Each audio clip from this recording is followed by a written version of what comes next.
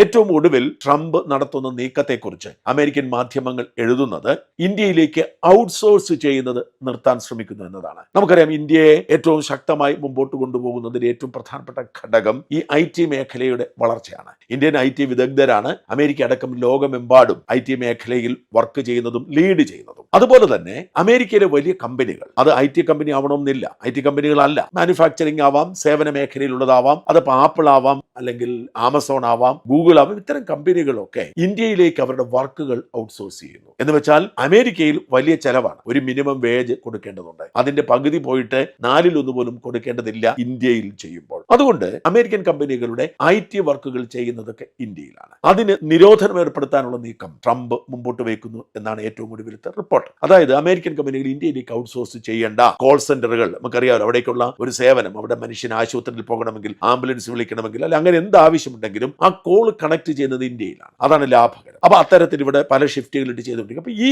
ഇന്ത്യയിലെ ഔട്ട്സോഴ്സിംഗ് വർക്കിനെ, അത് IT മേഖലയാണെങ്കിലും അല്ലാതെയും ഔട്ട്സോഴ്സിംഗ് വർക്കിനെ പൂർണ്ണമായും ഇല്ലാതാക്കുന്ന തരത്തിലുള്ള നീക്കം ട്രംപ് നടത്തുന്ന റിപ്പോർട്ടുകൾ അമേരിക്കൻ മാധ്യമങ്ങൾ എഴുതുന്നു. പക്ഷെ ഇവിടെയൊക്കെ ആത്യന്തികമായി ഇത് ഇന്ത്യക്ക് ക്ഷീണം ചെയ്യും. തീർച്ചയായും ഒരുപാട് തൊഴിലില്ലായ്മയുടെ പ്രശ്നം ഉണ്ടാവും, ഇന്ത്യയുടെ വളർച്ചയെ ബാധിക്കും. എന്നാൽ അടിസ്ഥാനപരമായി ദോഷം ചെയ്യുന്നത് അമേരിക്കയ്ക്കാണ്. ഇന്ത്യയിലെ സോഴ്സ് വേണ്ട എന്ന് വെച്ചാൽ വില കൂടിയ അമേരിക്കൻ തൊഴിലാളികൾ ഉപയോഗിക്കേണ്ടി വരും. അമേരിക്കൻ കമ്പനികളുടെ സേവന നിരക്ക് കൂടും, അമേരിക്കയുടെ പണപ്പെരുപ്പ് കൂടും. ഇത് തന്നെയാണ് ഇറക്കുമതിക്ക് ചുങ്കം ഏർപ്പെടുത്തുമ്പോൾ 50% ചുങ്കം ഏർപ്പെടുത്തുന്നത് ഇന്ത്യക്കാർക്കല്ല, അമേരിക്കക്കാർക്ക്. ഇന്ത്യക്കാർക്ക് ഒരു ചുങ്കം ഏർപ്പെടുത്താൻ കഴിയില്ല, ഇന്ത്യക്കാർക്ക് അങ്ങോട്ട് സാധനം അയക്കാൻ കഴിയില്ല. പക്ഷെ അമേരിക്കക്കാരുടെ ഉൽപ്പന്നങ്ങളുടെ വില കൂടും. അടിസ്ഥാനപരമായി അമേരിക്കൻ ജനതയ്ക്കെതിരെയാണ് ട്രംപ് യുദ്ധം പ്രഖ്യാപിച്ചിരിക്കുന്നത്.